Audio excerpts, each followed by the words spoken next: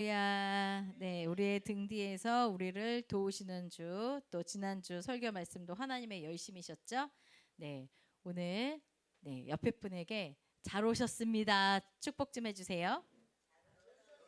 네, 오늘 또 저기 북해도에서도 오시고 용인에서도 오시고, 네, 아주 멀리에서 차를 몇 번 갈아타시고 또 막 오시고 대단하십니다. 네, 오늘 말씀은요. 창세기 13장 1절에서 8절입니다. 예, 창세기 13장 1절에서 18절 말씀을 중심으로 믿음으로 선택한 길이라는 제목으로 은혜를 나누고자 합니다. 믿음으로 선택한 길. 우리 본문 한번 같이 읽어 보겠습니다. 창세기 13장 1절에서 18절입니다. 같이 읽겠습니다. 시작. 아브라함이 애굽에서 그와 그의 아내와 모든 소유와 롯과 함께 네겝으로 올라가니 아브라함에게 가축과 은과 금이 풍부하였더라. 그가 네겝에서부터 길을 떠나 베델에 이르며 베델과 아이 사이 곧 전에 장막 쳤던 곳에 이르니 그가 처음으로 제단을 쌓은 곳이라. 그가 거기서 여호와의 이름을 불렀더라. 아브라함의 일행 롯도 양과 소와 장막이 있으므로 그 땅이 그들이 동거하기에 넉넉하지 못하였으니 이는 그들의 소유가 많아서 동거할 수 없었음이니라. 그러므로 아브라함의 가축의 목자와 롯의 가축의 목자가 서로 다투고 또 가나안 사람과 브리스 사람도 그 땅에 거주하였는지라. 아브라함이 롯에게 이르되 우리는 한 친족이라 나나 너나 내 목자나 내 목자나 서로 다투게 하지 말자. 내 앞에 온 땅이 있지 아니하냐. 나를 떠나거라. 내가 좌하면 나는 우하고 내가 우하면 나는 좌하리라. 이에 롯이 눈을 들어 요단 지역을 바라본즉 소알까지 온 땅에 물이 넉넉하니 여호와께서 소돔과 고모라를 멸하시기 전이었으므로 여호와의 동산 같고 애굽 땅과 같았더라. 그러므로 롯이 요단 온 지역을 택하고 동으로 옮기니 그들이 서로 떠난지라. 아브라함은 가나안 땅에 거주하였고 롯은 그 지역의 도시들에 머무르며 그 장막을 옮겨 소돔까지 이르렀더라. 소돔 사람은 여호와 앞에 악하며 큰 죄인이었더라. 롯이 아브라함을 떠난 후에 여호와께서 아브라함에게 이르시되 너는 눈을 들어 너 있는 곳에서 북쪽과 남쪽 그리고 동쪽과 서쪽을 바라보라. 보이는 땅을 내가 너와 내 자손에게 주리니 영원히 이르리라. 내가 내 자손이 땅에 띠끌 같게 하리니 사람이 땅의 띠끌을 능히 셀 수 있을진데 내 자손도 세리라. 너는 일어나 그 땅을 종과 횡으로 두루 다녀보라. 내가 그것을 내게 주리라. 이에 아브라함이 장막을 옮겨 헤브론에 있는 마므레 상수리 숲불에 이르러 거기 거주하며 거기서 여호와를 위하여 제단을 쌓았더라. 아멘. 네, 조금 긴데 너무 다 잘 읽으셨습니다. 예, 말씀 시작하기 전에 이제 우리 구약 성경 개관을 잠시 보도록 하겠습니다. PPT 보여주세요. 네, 성경은 총 66권이죠. 그래서 구약 39권, 또 신약 27권입니다. 그래서 39, 27 해서 이제 66으로 기억하시면 되고요. 그다음에 역사서 17권, 시가서 5권, 예언서 17권으로 되어 있습니다. 신약도 마찬가지고요. 그래서 이거 권수를 외우는 것보다 역사적인 내용이 있구나. 그다음에 시가서는 뭐예요?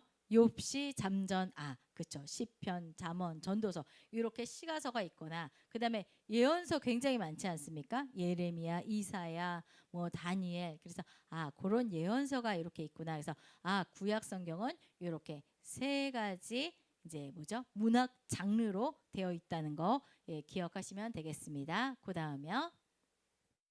그래서 이제 그 구약은요, 총 10시대로 나눕니다. 맨 처음에 창조시대, 요거는 창세기 1장부터 11장, 지금 우리가 하고 있는 족장시대, 요거는 창세기 12장부터 50장인데요.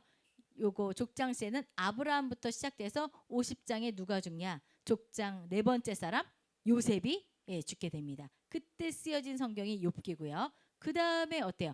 모세를 필두로 해서 출애굽 광야 시대가 열립니다. 그래서 출애굽기, 민수기, 레위기, 신명기가 다 그때 출애굽 광야 시대 때 기록되었던 성경입니다. 그리고 나서 어때요? 이제 40년 지나서 여호수아 시대에 여호수아와 갈렙이 어때요? 가나안 땅으로 진입했죠. 그래서 그때 싸워서 땅 나눈 게 이제 여호수아에 기록되어 있고 정복 시대라고 말합니다. 그리고 사사 시대, 여기에는 사사기가 들어가고 또 룻기가 이 시대에 이제 쓰여졌습니다.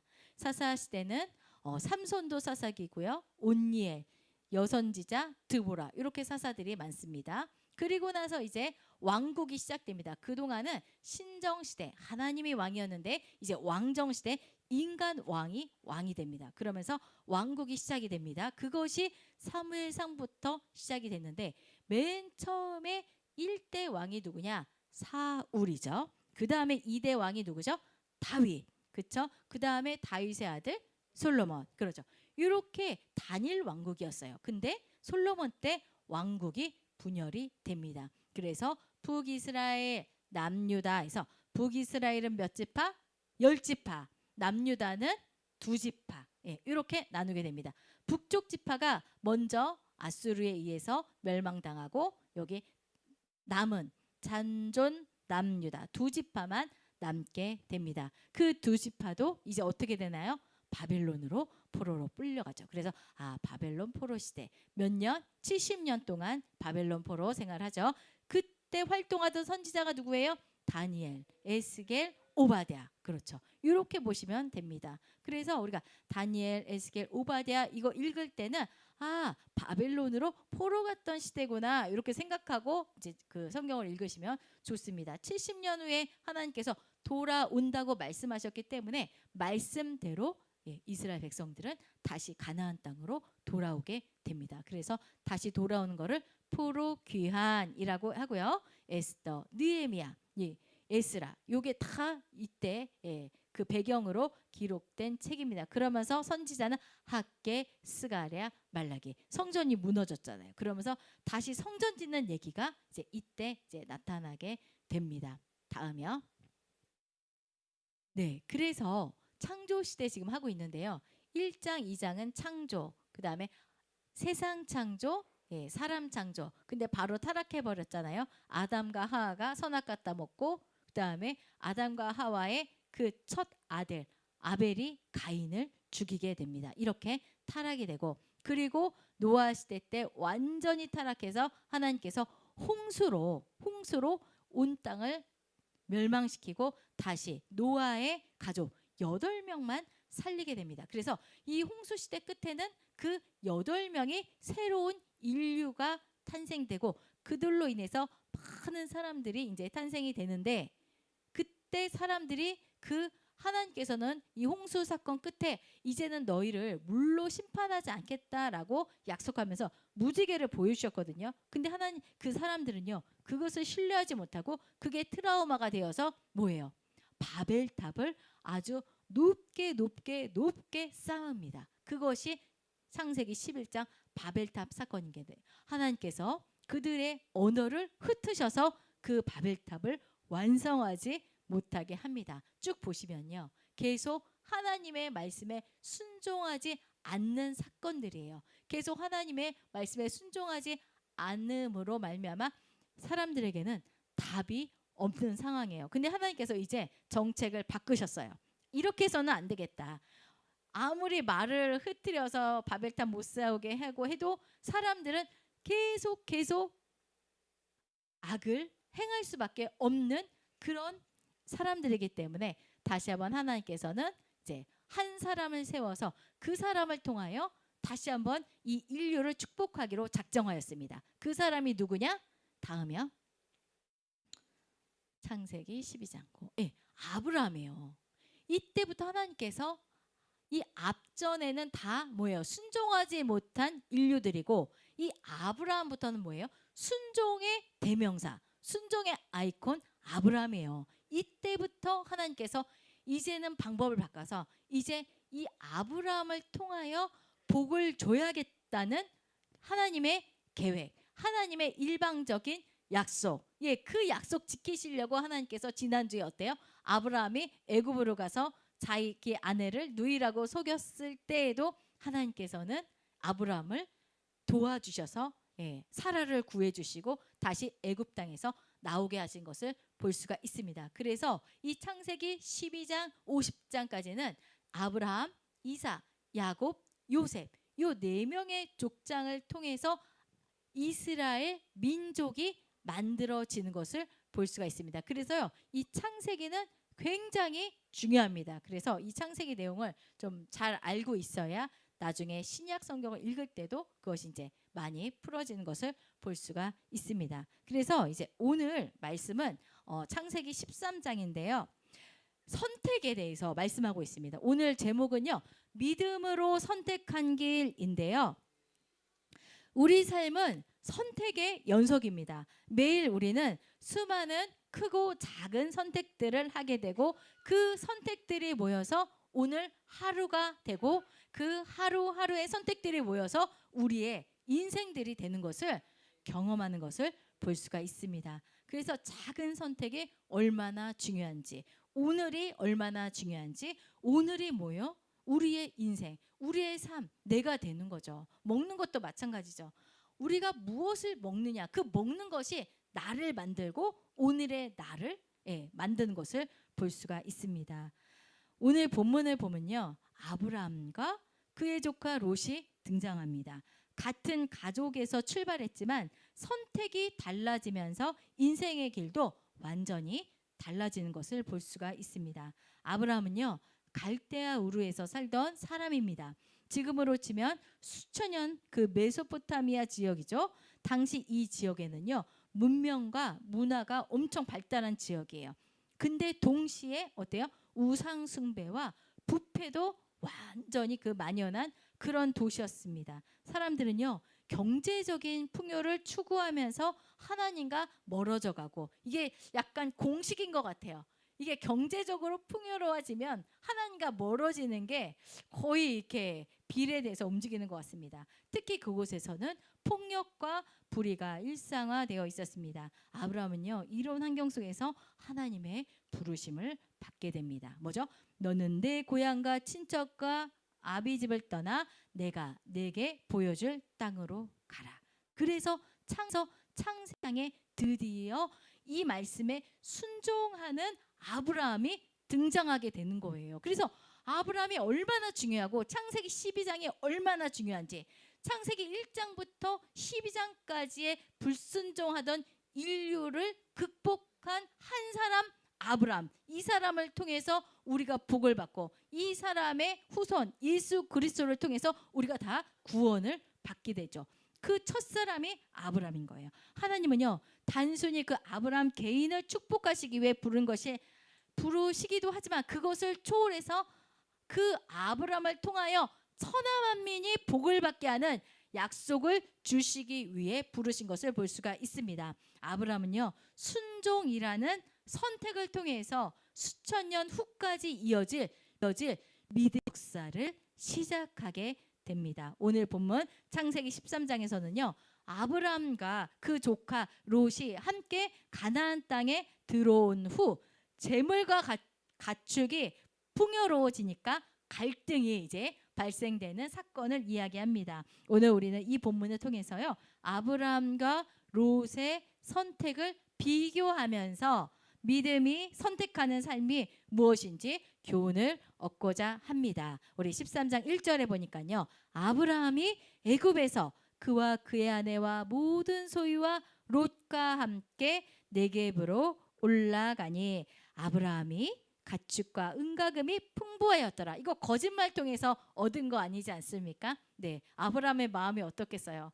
돈은 많아졌고 재산은 불었지만 마음은 아주 무거웠을 겁니다. 믿음을 지키지 못했거든요.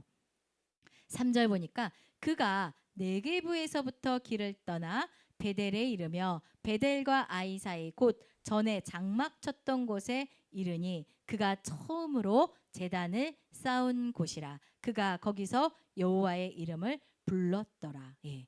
아브라함이 하나님의 부르심에 순종해서 처음 가나안 땅에 딱 도착했을 때 그곳이 어디였냐? 베델이에요. 베델. 그것은 야곱이 돌베개 자고 성원했던 것도 베델이고요. 그래서 이 베델이 굉장히 중요합니다. 이 베델에 다시 가서 여호와의 이름을 부른 것을 볼 수가 있습니다. 여러분, 이게 순종하는 사람도요 쉽게 베델로 못 가요.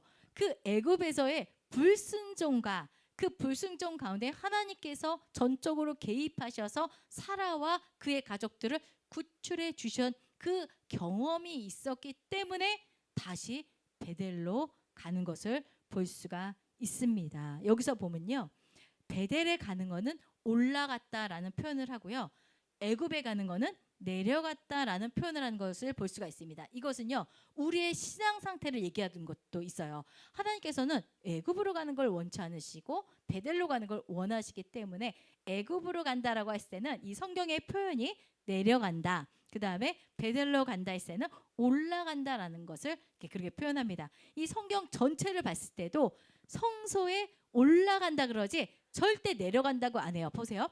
우리가 지금 북쪽에 있어요. 근데 성소는 어때요? 남쪽에 있어요. 그러면 우리가 생각했을 때는 예배하러 내려간다라고 쓰잖아요. 근데 절대 이스라엘 유대인들은 절대 내려간다고 안 하고 올라간다, 예배하러 올라간다라고 기록하는 것을 볼 수가 있습니다. 그래서 그 사람들의 중심은 뭐냐? 성소 중심이에요. 예배 중심이에요. 그래서 그런 표현들을 쓰는 것을 볼 수가 있습니다. 우리의 신앙도 날마다 올라가는 그런 신앙이 될 줄로 믿습니다. 네, 그래서 베델로 가서 회개하면서 예배했겠죠. 하나님의 도우심을 따라. 그래서 5절 보니까요, 아브라함의 일행 롯은 누구예요? 그 사촌이에요, 사촌. 네, 우리 지금 말하자면 우리 수빈 아빠랑 한수 약간 그런 관계죠. 예, 그렇게 롯도 양과 소와 장막이 있으므로 이제 롯에게도 혜택이 간 거죠. 그 애굽의 바로 왕이 재물을 많이 줬기 때문에 롯도 재산이 자연스럽게 늘어나는 것을 볼 수가 있습니다. 그런데요, 참 우리가 이게 재산이 넉넉하고 더 부유해지면 뭔가 더 좋아지고 더 편안하고 편리하고 해야 되는데 거기서부터 문제가 생기는 것을 볼 수가 있습니다. 그 돈 문제는요 옛날이나 지금이나 똑같습니다.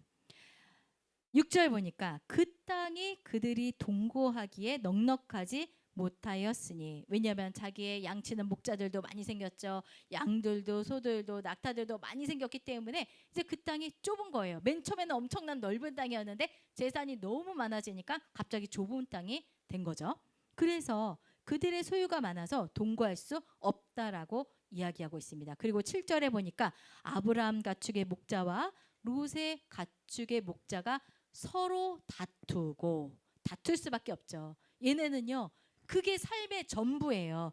좋은 목초지, 좋은 풀 있어야 되고 또 하나 물이 있어야 돼요. 그래서 그 땅이 얼마나 중요한지, 그 땅 없으면 목초지 없고 물 없으면요 목자들이 양떼 데리고 나와서 집에 못 들어가요. 몇 날 며칠 헤매면서 목초지 찾으러, 물 찾으러 양떼 데리고 다니는 것을 볼 수가 있습니다. 예, 이렇게 목초지가 좁아진 것을 볼 수가 있습니다. 그래서 이제 아브라함이 이제 결정을 합니다. 뭐라고 결정하냐? 롯을 불러서 이제 우리 더 이상 싸우지 말자. 여기는 우리만 있는 것이 아니라 여기 딱 보니까 가나안 사람과 브리스 사람도 그 땅에 거주하였더라. 이렇게 딱 써놓은 거는요. 우리만 사는 게 아니라 동네 사람들, 원래 그 거주하는 사람들이 산 거예요. 근데 그들이 보기에 저 사람들은 유일신, 이 사람들은 자기가 유리한 신 다 믿었거든요. 다 신을 믿었어요. 근데 이사 온 사람들 걔네 보니까 유일신만 딱 믿어요. 하나님만 믿는다더니 아유 지네끼리 맨날 싸우네.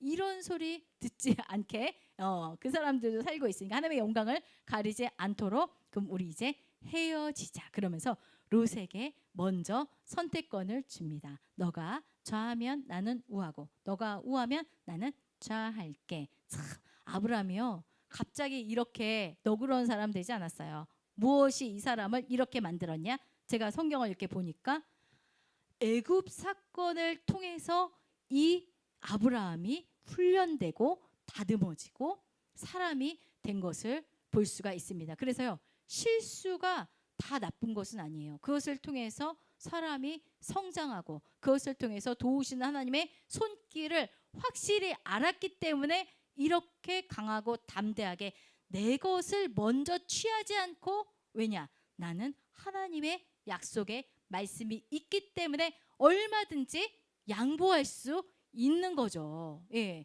그런 믿음, 항상 당당한 믿음, 없어도 당당한 거예요. 왜냐? 하나님이 나와 함께 하시고 나에게 약속의 말씀을 주셨기 때문에 그 보이지 않는 말씀 때문에 보이는 땅이 하찮은 것으로 여겨질 수밖에 없습니다. 그런데요, 롯은 보세요. 10절 보니까 이에 롯이 눈을 들어 요단 지역을 바라본즉 동쪽이거든요. 소알까지 온 땅에 물이 넉넉하니 여호와께서 소돔과 고모라를 멸하시기 전이었으므로 여호와의 동산 같고 애굽 땅과 같았더라. 그렇게 물이 있었고 목초지가 있었어요. 그래서 양떼들 소떼들 먹이기에 너무나 좋고 도시기 때문에 이런 광야 먼지 풀풀 나는 사막보다 훨씬 편리하고 좋겠죠. 그래서 이제 저는 그러면 이쪽으로 가겠습니다라고 이제 정하는 것을 볼 수가 있습니다. 그 동쪽은요 어떤 곳이었냐? 소돔 사람들은 여호와 앞에 악하여 큰 죄인이었더라.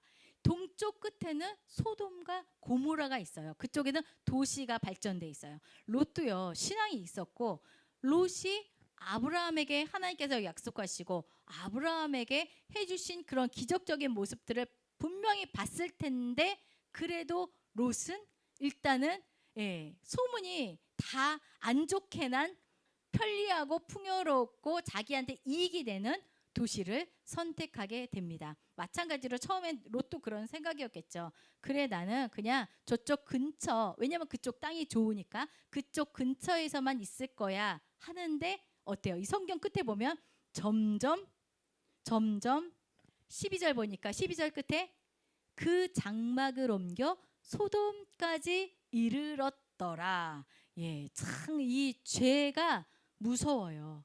죄는 전파력이 크고 20km로 안 가고 100km로 가는 것을 볼 수가 있습니다. 점점 그 장막을 옮겨 소돔까지 이르렀더라. 여기에서는 이제 다 나오진 않지만 창세기를 읽어보면 그 소돔 땅에 워낙 악해서 어때요? 소돔과 고모라를 하나님께서 멸망시키지 않습니까? 그 전에 소돔이 다른 나라의 공격을 받아서요. 이 롯의 가족들이 다 포로로 끌려갔어요. 그때 아브라함이 그 누구죠? 롯과 그 가족들을 구출해 내고 그리고 나서 소돔과 고모라가 어때요? 그 소돔과 고모라가 유황불에 멸망당할 때 천사가 와서 얘기해줘요. 롯에게 이제 이 땅은 멸망당할 거야. 빨리 피해. 그랬더니 이제 그 얘기를 노아랑 똑같죠. 이런 얘기가 비슷합니다. 자기 이제 그 딸이 둘이 있었고 사이들도 있었는데요. 사이들은 뭐라 그랬냐면 농담으로 여겼다고 써 있어요. 그래서 이제 거기 걔는 죽었죠. 그리고 딸이랑 자기 아내랑 이제 막 급하게 나갑니다. 그때 어때요? 그 롯의 아내가 뒤를 돌아보다 뭐가 됐죠? 소금 기둥이 된 것을 볼 수가 있습니다. 롯의 인생은 이렇게 끝나게 됩니다. 그래서 선택이라는 것이 정말로 중요하죠. 그러면서 이제 롯이 딱 떠났습니다. 그러잖아요. 사람이 난자리는 안다고요? 그게 뭐죠? 그 무슨 말이 있잖아요. 같이 부대끼고 있다가 정말 자식이 없었거든요. 근데 롯이 정말 자식같이 계속 따라다녔고 함께 있었는데 롯이 싹 빠지니까 얼마나 허전했겠습니까? 그때 하나님께서 딱 아브라함에게 나타나셔서 말씀하십니다. 14절 보니까 롯이 아브라함을 떠난 후에 여호와께서 아브라함에게 이르시되 너는 눈을 들어 너 있는 곳에서 북쪽과 남쪽 그리고 동쪽과 서쪽을 바라보라. 그렇죠? 롯은 눈을 들어 동쪽 요단 곧 멸망할 악의 도시 소돔을 바라보았는데 하나님께서는요 아브라함에게 눈을 들어서 내가 너에게 주기로 한 약속한 땅을 바라보라고 말씀하고 있습니다. 그러면서 15절 너가 보이는 땅을 내가 너와 내 자손에게 주리니 영원히 이르리라. 여러분 영원한 것은 아무것도 없어요. 그러나 하나님께서 영원하다는 것은 영원합니다. 예, 영원히 부자로 살려고 롯은 그쪽으로 갔지만 말로가 안 좋았죠. 그러나 하나님께서 약속의 말씀으로 너희가 이 땅을 영원히 차지하고 누리리라. 우리가 저번에도 얘기했죠. 이 이스라엘이 이렇게 살다가 그쵸? 아까 구약 시대 뭐 포로 생활도 했다가 다시 돌아왔다가 예수님 태어나고 나서 70년 후에 그 예루살렘 성이 로마의 티토 장군에게 무너지는 바람에 그때부터 기원 후 70년부터 이 이스라엘 사람들이 다 전 세계에 흩어져서 살았잖아요. 그래서 디아스포라라 그러죠. 근데 언제 다시 여기 가나안 땅에 와서 누가 그러는데 간판을 걸었대요. 나라를 세운 거예요. 1948년에. 와 진짜 대단한 거죠. 그 힘의 원동력이 뭐냐? 이 말씀 하나예요. 우리 조상 아브라함에게 하나님께서 이 땅을 주셨다라는 그 말 한마디 믿고 와 그렇게 그 전 세계에 돌아다니면서 그쵸 얼마나 나치한테 많이 죽음을 당했으며 그 많은 핍박을 당함에도 불구하고 아주 당당하게 이스라엘에 가서 정착하는 것을 다시 건국하는 것을 볼 수가 있습니다. 이런 유대인들의 끈질긴 말씀 사랑 우리도 본받아야 할 줄 믿습니다. 그러면서요 16절 내가 네 자손이 땅에 티끌 같게 하리니 그쵸? 롯이 착 하면서 그 사막에 얼마나 많은 먼지들을 일으키면서 갔겠습니까? 네, 그때 그런 티끌들을 보면서 너의 후손이 너의 민족이 셀 수 없이 저런 티끌처럼 많아질 것이라고 위로하시는 것을 볼 수가 있습니다. 그러면서 18절 보니까 이에 아브라함이 장막을 옮겨 헤브론에 있는 마므레 상수리 숲에 이르러 거주하며 거기서 여호와를 위하여 제단을 쌓았더라. 이렇게 창세기 13장이 끝납니다. 그런데요 18절 맨 끝에 보니까 대조되는 말이 있어요. 12절에 롯은 장막을 옮겨 소돔까지 이르고 18절 아브라함은요 장막을 옮겨 헤브론에서 여호와를 위하여 예배했다. 이 확연히 나타난 두 가지 길을 볼 수가 있습니다. 여러분 우리는 어떤 길을 가야 할까요? 어떤 매 순간에 선택이 옵니다. 그 옛날에 지금 생각나는 것 같아요. 뭐죠? 순간의 선택이 10년을 좌우합니다. 대우전자 그 텔레비전 선전할 때 그 말이 있었던 것 같습니다. 네, 사실 오늘 본문의 내용은요.